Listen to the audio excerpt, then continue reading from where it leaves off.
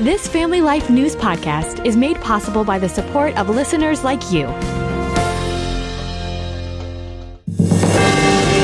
It's the Noon Report from Family Life, bringing a Christian worldview to what's happening in New York, Pennsylvania, across the country, and around the world. Weather with Kevin Williams, plus special features and reports with the Family Life News team. Now, here's what's happening. Umbrellas up, coats on. Good afternoon. Welcome aboard. Yeah, we've got some wicked weather on the way. A potential nor'easter in the works. Wednesday night into Thursday is when it happens. Wind-whipped rain, heavy at times, going to cause water woes for the entire listening area. It's going to be about 20 degrees colder than normal, too.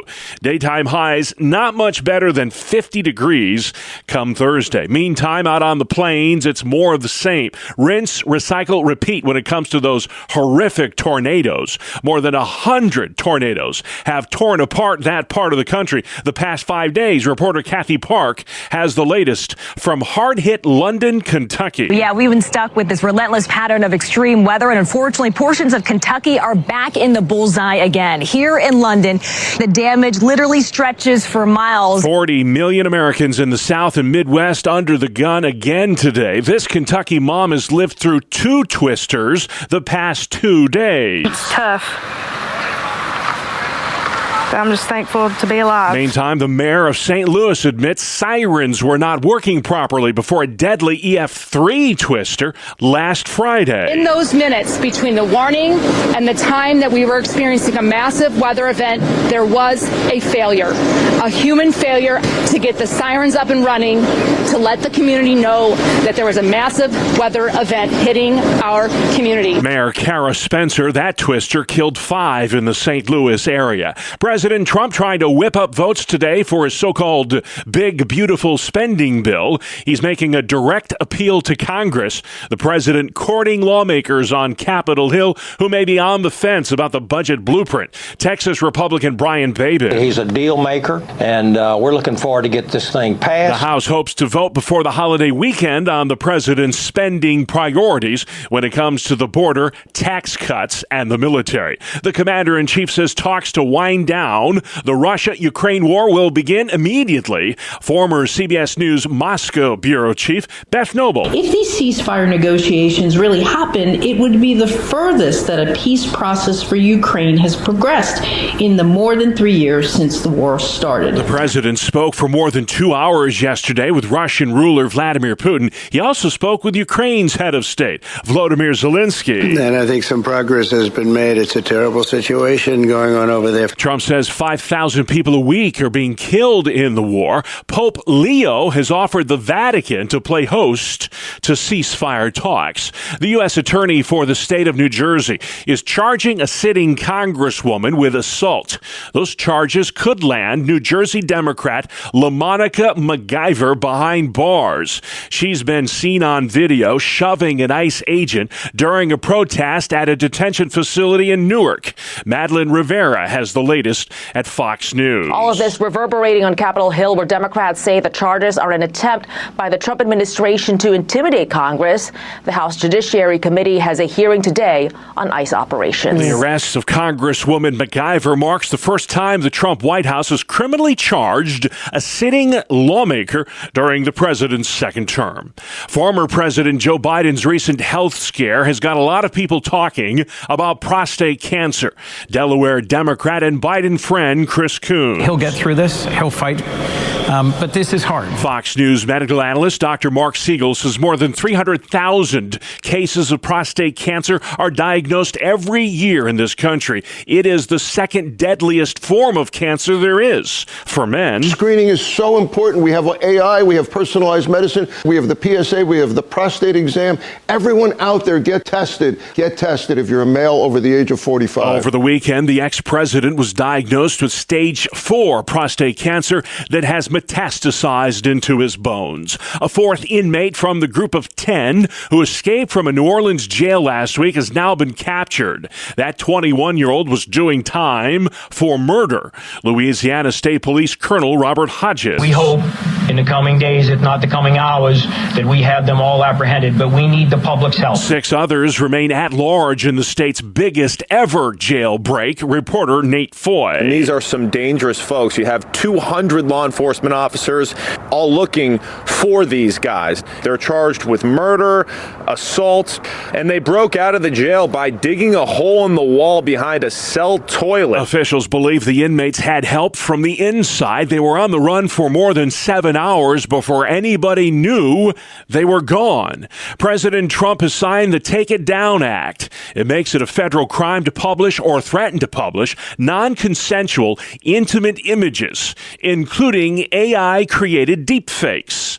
The latest from reporter Stacey Lynn. From the White House Rose Garden, President Trump signed the legislation. Today, it's my honor to officially sign the Take It Down Act into law. The First Lady called it a national victory that will help parents protect children from online exploitation. The president said now anyone who distributes explicit images without the person's consent will face up to 3 years in prison. Stacey Lynn, the White House. Parents pleaded for fairness in sports last night at a school board meeting in Naperville, Illinois. It's because a trans athlete there is being allowed to compete in middle school track. I just want you to look me in the eye and tell me it's okay for my athlete daughter or her teammates to have zero chance to win. Zero chance. It is women and girls who are pushed out of races, out of records, and out of recognition.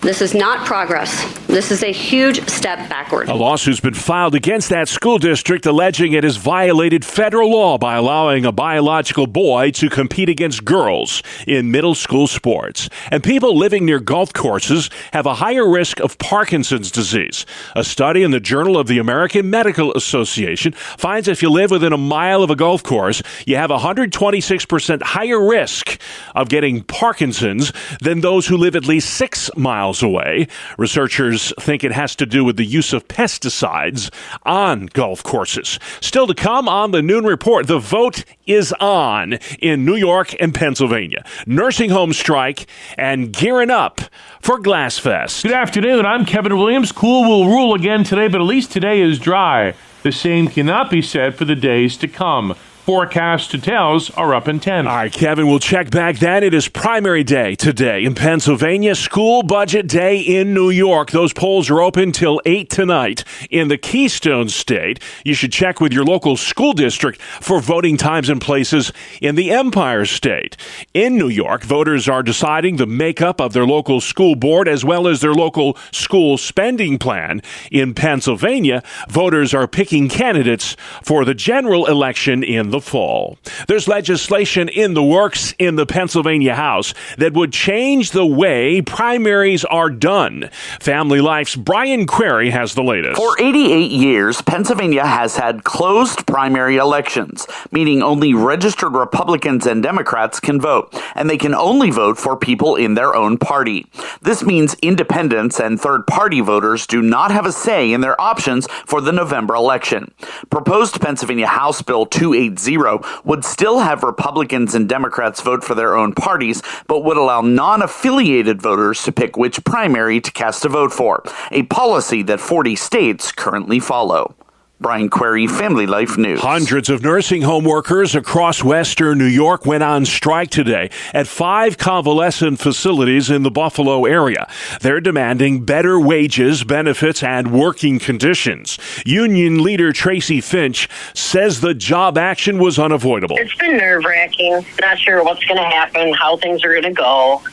And it's kind of split everybody up to this side or that side, and we've never been like that. The nursing homes where these strikes are happening say they do have contingency plans in place to continue providing care during the 7-day labor dispute. A state audit of utility giants NYSEG and RG&E show both are underperforming when it comes to customer service and operations. Those companies provide the power of more than 2 million people across the upstate region. That audit, which began in in September of the year 2023 includes over 130 recommendations for improvement at both NYSEG and RG&E.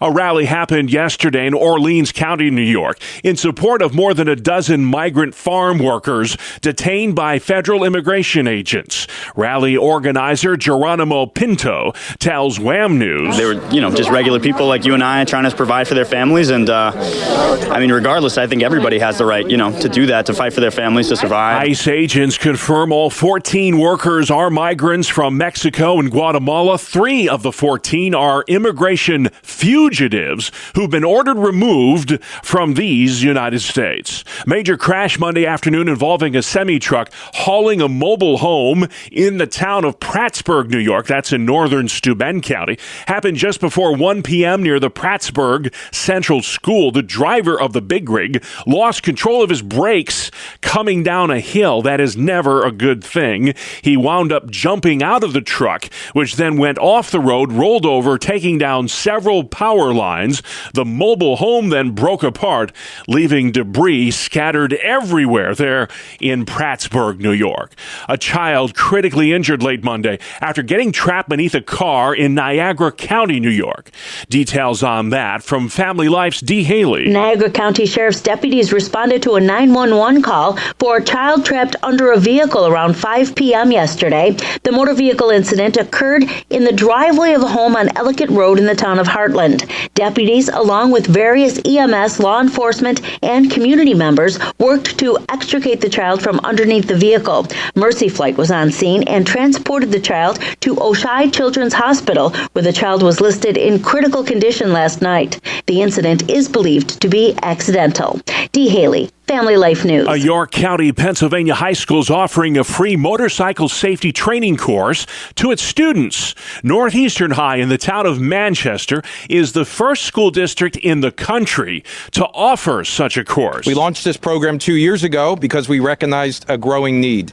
As more of our students show interest in motorcycle riding, whether for transportation, recreation, or work. That's Northeastern Superintendent Dr. Jason Bottiglieri. He says 24 students have successfully completed the biker safety course. The 16th annual Corning Museum of Glass Glass Fest is coming up this weekend. The fun begins at noon Friday at Centerway Square. There's live entertainment, activities for the kids, concerts, and fireworks. A Memorial Day tribute happens in Riverfront Park on Sunday with a field of flags. And that is an opportunity for community members to come in and fill out a tag honoring their veteran or their currently serving service person. Colleen Fabrizi is executive director of Corning's Gafford District. Over 100 vendors will be selling their wares on Market Street during Glass Fest. There's also going to be a live glass blowing show in Centerway Square.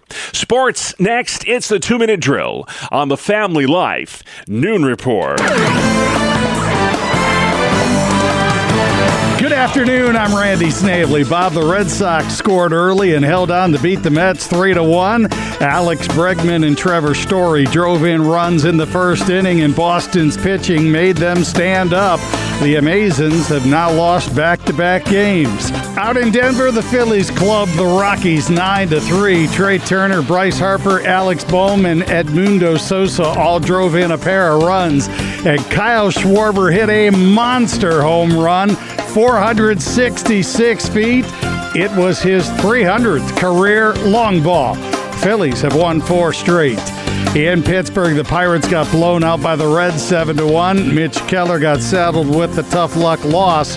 He only gave up 1 earned run over 6 innings. The Bucks have dropped 4 straight. Elsewhere, Jesus Sanchez hit a leadoff home run and then a game-ending triple to help the Marlins win a wild one against the Cubs 8-7. Sanchez finished with 3 hits and 4 ribbies. The Astros edged the Rays 4-3. The Brewers 1-run winners over the Orioles 5-4. The Twins-Guardians game was suspended in the 4th inning due to rain. Minnesota was up 2-1. It will resume this evening at 6:10. Cardinals beat up the Tigers 11-4. Seattle topped the White Sox 5-1. KC beat the Giants 3-1. And how about the surprising Angels? They have now won 4 straight after edging the A's 4-3. And the D-backs handed the Dodgers their 4th straight home loss. 9-5 the final. Brandon Pfaadt became the major's first 7-game winner. For LA, it's the first time in 7 years they have lost 4 in a row at Dodger Stadium. That is a look at sports. All right, very interesting. Thank you, Randy. And still to come, putting a human face on foster care. How did Biden's cancer go unnoticed for so long? And relentless rain on the way. Kev's got that forecast after this. Welcome to Breakpoint, a daily look at an ever-changing culture through the lens of unchanging truth. For the Colson Center, I'm John Stone Street. In the song Let's Get Married by the Grey Havens, a husband and wife duo recount, quote, "Some would scoff and stare at us, and some would laugh and cry. Others asked our age and wage and raised their eyebrows in surprise." That kind of disbelief is typical of what young couples experience when they decide to get serious about marriage. In fact, it's a major reason why the average age of first marriage for both men and women today is now around 30. Also, the skepticism about young marriage is propped up by a whole host of false assumptions. That it leads to higher rates of divorce, that young adults should, quote unquote, establish their career first, or should be financially independent before seeking a spouse. And so young couples hear well-meaning people drop nuggets of popular wisdom like, well, there's no rush. You got your whole life ahead of you, and you should find yourself before settling down, whatever that means. And you need to experiment sexually before you commit to just one person for the rest of your life.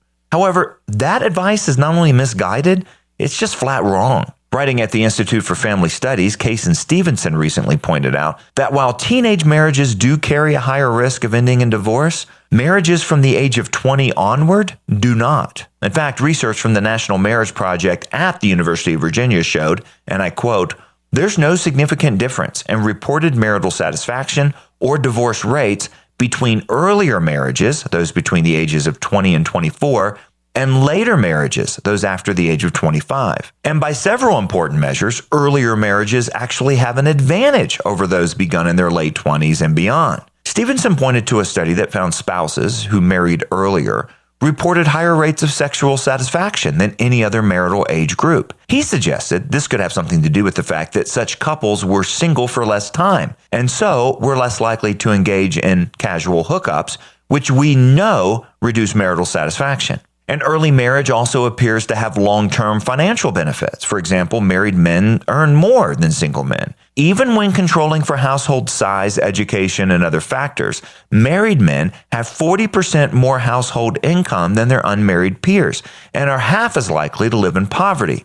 Sociologist Brad Wilcox suggests this is partly because, and I quote, "the responsibility norms associated with marriage mean that married men work harder, smarter, and more responsibly," end quote. And speaking from personal experience, Stevenson added that spouses who share resources and responsibilities tend to have more flexibility when it comes to furthering their education and careers. Simply put, the popular wisdom on early marriage is mostly wrong. Perhaps instead of interrogating the 20-somethings we know about their so-called age and wage, Christians should be asking young couples upon news of an engagement, well, how can I help? And when's the wedding? All right, John Stone Street at Breakpoint today. Thank you very much. Let's take things outside next. Kevin Williams. Here is your family life weather forecast. The Gulf for this afternoon. Sun and clouds. High temperatures near for just over 60. Clouds gather tonight. Showers arrive late in western Pennsylvania. Low temps 40s to near 50. Tomorrow, Thursday, cloudy, damp, chilly with periods of rain. High temperatures both days generally only in the 50s. Okie doke, Kevin. Thank you for that. This is the Noon Report on Family Life. I'm your host, Bob Price. So glad you've joined us today. A lot to get to Tuesday, the 20th of May. The Midwest and Southern Plains bracing for more destructive tornadoes today. What a week it's been there. The region on pace to set a record for tornadic activity this year. May is sort of that climatological peak where we see the most active Southern Plains season for tornadoes. Sean Wog at NOAA says more than 100 twisters have touched down the past 5 days in states like Oklahoma, Missouri, and Kentucky. New developments in the push for peace between Russia and Ukraine.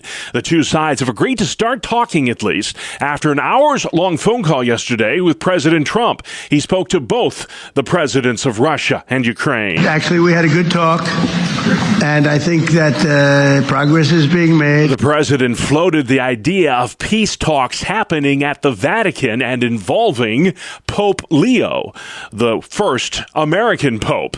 The commander-in-chief making the rounds on Capitol Hill today. He's trying to whip up support for his so-called big, beautiful bill, that federal spending plan that includes the president's priorities for beefing up the border, improving military readiness, and expanding the president's tax cuts. The full House plans to vote on the package by the Memorial Day weekend. A massive manhunt continues today for 6 inmates who are among the 10 that escaped from a jail in New Orleans last week. A convicted murderer was captured Monday. The governor of Louisiana calls the jailbreak a failure of the judicial system. New Orleans District Attorney Jason Williams. As far as I'm concerned, it's a state of emergency. Williams says he put away some of those who are now on the run, and now he fears for his life. Every single day that these men are at large, the public is in danger. It took 7 hours for anybody to realize the inmates had broken free. They got out of that facility by tearing a hole in the wall behind a toilet. Local officials believe it was an inside job. Former President Joe Biden's new cancer diagnosis is renewing past concerns about his overall health while in office. Many want to know how that prostate cancer was able to advance for so long without anybody catching it sooner. It is a little surprising to many of us oncologists that he wasn't diagnosed earlier. Former Biden advisor Dr. Ezekiel Emanuel. He did not develop it in the last 100, 200 days. He had it while he was president. Emanuel says the kind of cancer that Biden has is treatable, but not curable. The diagnosis comes as a new book released today questions Biden's health and memory while he served as president. It's called Original Sin, and it concludes that top aides in the Biden inner circle concealed his mental and physical decline. The ex-president denies it vehemently. A 75-year-old Christian camp in Colorado risks losing its license after the state of Colorado denied a religious exemption from a new gender identity requirement. That camp is suing the state of Colorado. It argues the licensing requirement violates its religious beliefs when it comes to issues like gender and sexuality. You're listening to the Noon Report, a Tuesday edition on Family Life. May is Foster Care Month, and most every day of the year is about foster care for Cheryl Flick. The Western New York woman's not only fostered 15 children, but since 2018 has been working with other foster parents to operate the Western New York Foster Closet, distributing donated clothing and other necessities to foster families. So my husband and I were foster parents, and we had 15 kids come through our doors over a 9-year period, and all of them came with almost absolutely nothing. So I heard of another closet open in Pennsylvania, and I said to a couple other foster mom friends that we needed something like this here, so we all jumped together and started this back in 2018. You had 15 foster kids come through. What led it on your heart to foster? So my husband and I wanted a bigger family, and it just wasn't in the cards for us. We have 3 biological children, and after 3, it just wasn't in the cards for us. So I was volunteering with an organization out of New York City called the Fresh Air Fund, and we welcomed a little girl into our home. She came to us at 7 years old, 6 or 7 years old, and our 3 kids just fell in love with this little girl. And I was on a bus in Harlem because I volunteered with the Fresh Air Fund, and I saw these 2 kids sitting on this spiked metal fence in Harlem. And I looked at them and it just turned in my heart, and I called my husband and I said, that's it, that's the straw that broke the camel's back, we need to foster. Something about that, I can still remember it today, just said to me, this is what you're called to do, this is what you have to do. So we took the foster care classes and then fostered for 9 years, 15 kids. The last 2 kids that we had, we adopted, so we now have 5 children. Modern day Waltons. Yep. Yes. So talk to somebody who's not even quite sure exactly what that entails. So you speak from great experience. What's it like? What's the rewards? What's the heartaches? Yeah, you see the best of the best and the worst of the worst. A child being taken from their home is a traumatic experience for them and the parents, everybody involved. It's never a good situation for a child to have to leave. And then if they're in foster care, they're taken to a stranger's home. So they don't know what to expect. You don't know what to expect. It's a new ball game for everybody involved. So it's a big learning process for everybody when a child comes to your house. A lot of patience, a lot of understanding, and a lot of love.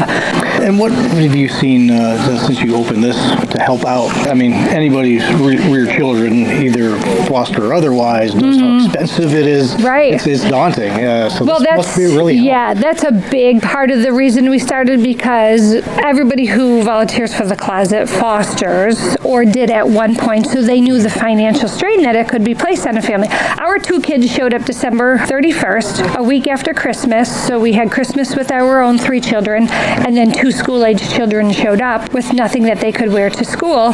So on top of needing to buy sneakers and everything else from head to toe, we had to go and buy backpacks, gym sneakers, and school supplies, which if you have ever had to buy school supplies in a month other than August or September, there are no sales. Good luck with that. So, you're looking for things and it's hard to find them, and they're more expensive, So we knew that this would initially relieve the burden of children when they came into care. There has been a huge push for children to go with family the last few years, so we're seeing way more grandparents coming in, aunts, uncles, and great-grandparents that have taken in 1 or up to 7 children at one time. So if you can imagine shopping for 1 child, you can't imagine just being a great-grandparent shopping for 7. Yeah, we've had great-grandparents coming in their 80s, shopping for great-grandchildren because they don't want them to end up in foster care and they want them to stay with them. So they're doing it all for the right reasons, Unfortunately, we see so many family members that are taking in kids that are struggling to make ends meet for themselves. So your clothing, your pajamas, your footwear, bedding, and, stuffed animals, and, all kinds of things. If you take in a baby, if you have a grandchild that's born, there's a lot of baby gear that you need, Diapers alone is just diapers alone. Diapers and wipes are an expense. So we really help, with that financial burden that's placed on a lot of families. And that's got to be, as somebody who's been on the other side of that so many times, it's got to be a really good feeling to know. It's very rewarding knowing that people know they can rely on us and they can come here and get the things that they need. Talk to somebody who maybe is thinking of fostering. And I don't even want to say sell them on it, but just give them the picture of why it can be such a blessing. Yeah, no, it can absolutely be a blessing because you're changing somebody's life. You're making a positive impact.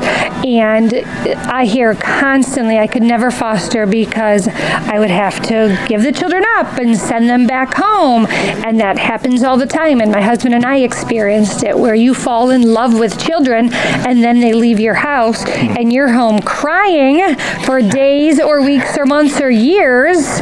But you know that at the end of the day, you did what was right for that child when they needed it. The goal is always for the child to return home no matter what happened in the situation. So you have to keep that at the forefront of your mind. That's Cheryl Flick, a veteran foster mom and founder of the Western New York Foster Closet, aiding fellow foster families. Please join us again next time as we search for your home, your town, your hero. It's Hometown Heroes on Family Life. Love that feature. Thank you, Mark Webster. Hometown Heroes comes your way every Tuesday during the Noon Report. You can subscribe, listen to, and share this feature feature, as well as all our original podcasts. All you have to do is go to Apple Podcasts, Spotify, YouTube, or check out our website, familylife.org. Good afternoon. Here is your Family Life regional weather forecast. Quite the storm system in the heartland today, centered in northern Missouri, bringing heavy soaking rains across the upper Midwest, severe thunderstorms farther south and east into the Tennessee Valley. The expectation is that system comes east slowly, and after a dry, cool day today, it stays cool but turns wet tomorrow and stays wet into the start of the holiday weekend, I regret to say. The call for this afternoon, sun and clouds, high temperatures near or just over 60. Clouds gather tonight, showers arrive late in western Pennsylvania, low temps 40s to near 50. Tomorrow, Thursday, cloudy, damp, and chilly with periods of rain. High temperatures both days, generally only in the 50s. Okie doke, Kevin. Little feel of fall for the next few days around here for sure. Well, finally at noon, a well-known actor will be starring in an upcoming Hallmark Christmas movie that's all about the Buffalo Bills. We've been talking about this for a while now. His name is Tony Danza. You might recognize him from shows like Taxi and Who's the Boss? Well, he's going to be headlining this feel-good flick. The Hallmark movie also features several cameos from current and former Buffalo Bills players. They include Damar Hamlin, Dawson Knox, and Ray Davis, as well as past stars like Jim Kelly, Steve Tasker, Thurman Thomas, and Scott Norwood. Yeah, he's the guy with the infamous kick in the Super Bowl. Well, filming on this movie is already underway in Buffalo, and it's going to wrap up in another 3 to 4 weeks. The movie will be out later this year around Christmas time. Can't wait for that. And that's our world, the world we live in. Tuesday, the 20th of May. I'm Bob Price, Family Life News. You've been listening to the Noon Report, heard weekdays on Family Life. Thank you for listening.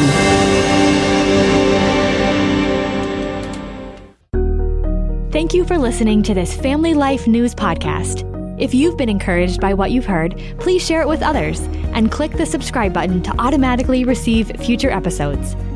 Family Life is a listener-supported ministry. Podcasts like this are made possible by your financial partnership. Find out more at familylife.org.